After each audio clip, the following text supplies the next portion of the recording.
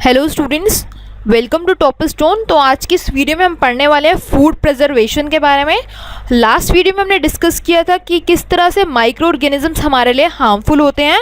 तो अगर आप हमारे चैनल पर नए हैं तो चैनल को सब्सक्राइब करें और बेल आइकन को प्रेस कर दें, जिससे आपको आने वाले नोटिफिकेशंस मिल सकें और आप हमारी वीडियो को पूरा एंड तक देखें, जिससे आपका कोई भी टॉपिक मिस ना हो। तो चलिए स्टार्ट करते हैं आज की वीडियो से food preservation.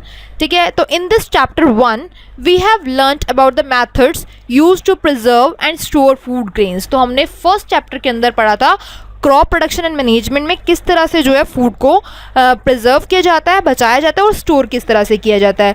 So how do we preserve cooked food at home. तो वहाँ पर बिना पका हुआ खाना था, यहाँ पर क्या है कि पके हुए खाने को किस तरह से हम प्रिजर्व कर सकते हैं, मतलब बचा के रख सकते हैं माइक्रो ऑर्गेनिज्म से। You know that bread left unused under moist condition is attacked by fungus. तो आपने कभी देखा होगा कि अगर आप ब्रेड को जो है बाहर रख देते हैं, ठीक है, तो वो उसके ऊपर फंगस आ जाती है, वो ख़राब हो जाता है। ठीक है, तो उसको किस तरह से बचाना है हम उसके बारे में पढ़ रहे हैं। So micro organism spoil our food, हमारे फूड को ख़राब कर देते हैं। Spoiled food emits bad smell, spoiled food emits bad smell and has a bad taste and changed colour. तो क्या होता है, जब हम जो हमारा ख़राब हुआ है खाना है उसके अंदर से स्मेल आने लगती है, उसका टेस्ट बिल्कुल बेकार हो जाता है और उसका कलर भी चेंज हो जाता है। आप कोई भी खाना कभी भी पका हुआ बाहर रख के देख सकते हैं। अगर मान लो उसका गर्मी है बहुत ज़्यादा, तो अगर आप उसको 1-2 घंटा भी रखेंगे तो उसका स्मेल जो है उसके अंदर आने लगेगी और उसका टेस्ट भी चेंज हो जाएगा। ठीक है, तो इसीलिए हम क्या करते हैं, खाने को रेफ्रिजरेटर में रखते हैं या फिर कोई और मेथड से उसके अंदर कुछ डाल कर रखते हैं। So is spoiling of food a chemical reaction. तो क्या ये एक टाइप का केमिकल रिएक्शन होता है। तो आगे देखते हैं। Paheli bought some mangoes but she could not eat them for a few days.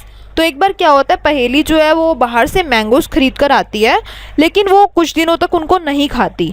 Letter she found that they were spoiled and rotten. तो क्या होता है, वो ख़राब हो जाते हैं, सड़ जाते हैं। But she knows that the mango pickle her grandmother makes does not spoil for a long time. तो वो देखती है और सोचती है कि जो उसकी ग्रैंड मदर ने आम का अचार बनाया है, लेकिन वो ख़राब नहीं हुआ लॉन्ग टाइम तक। So she is confused.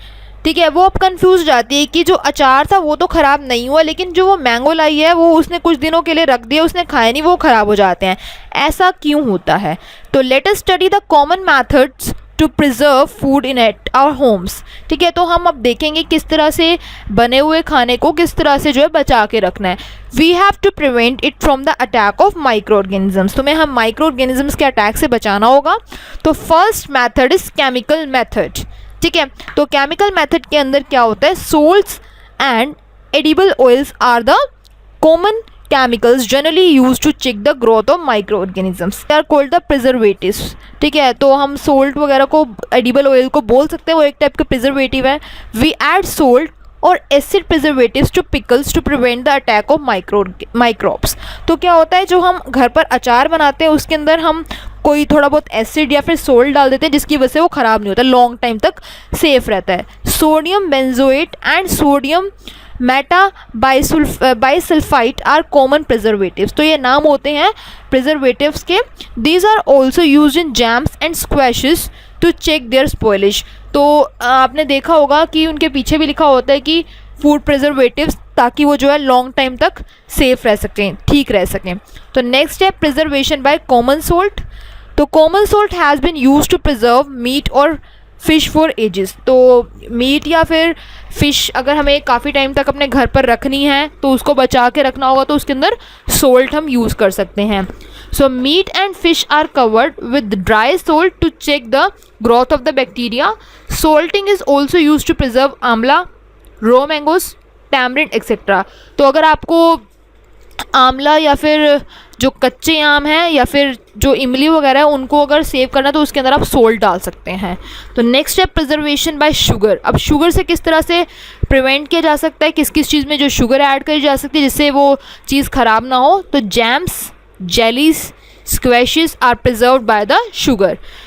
Sugar reduces the moisture content which inhibits the growth of bacteria which spoil food. तो अब शुगर जब इनमें ऐड करी जाती है तो वो बेसिकली बैक्टीरिया से बचा के रखती है, ठीक है, जिससे हमारा खाना जो है वो ख़राब नहीं होता।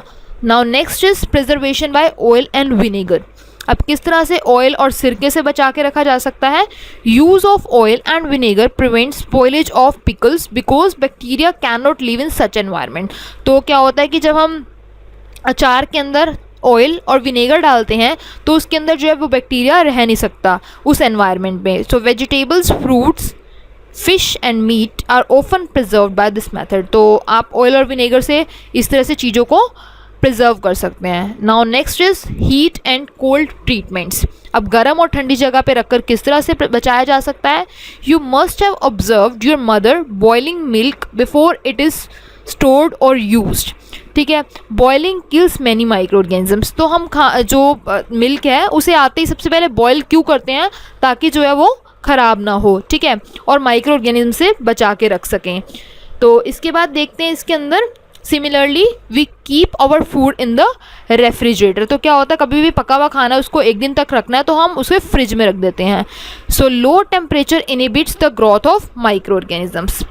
तो नेक्स्ट यहाँ पर है why does the milk that comes in packets not spoil. तो यहाँ पर एक क्वेश्चन उठता है कि जो पॉलीथिन में दूध आता है, ठीक है, तो वो क्यों नहीं ख़राब होता? My mother told me that the milk is pasteurised. So what is pasteurisation? तो अब हम यहाँ पढ़ रहे हैं पेस्चराइजेशन क्या होता है। So pasteurised milk can be consumed without boiling as it is free from harmful microbes. अब जो पेस्चराइज्ड जो मिल्क होता है तो उसे हम बिना बॉयल किए भी पी सकते हैं क्योंकि उसके अंदर जो है हार्मफुल माइक्रोब्स नहीं होते। The milk is heated to about 70 degree Celsius for 15 to 30 seconds and then suddenly chilled and stored.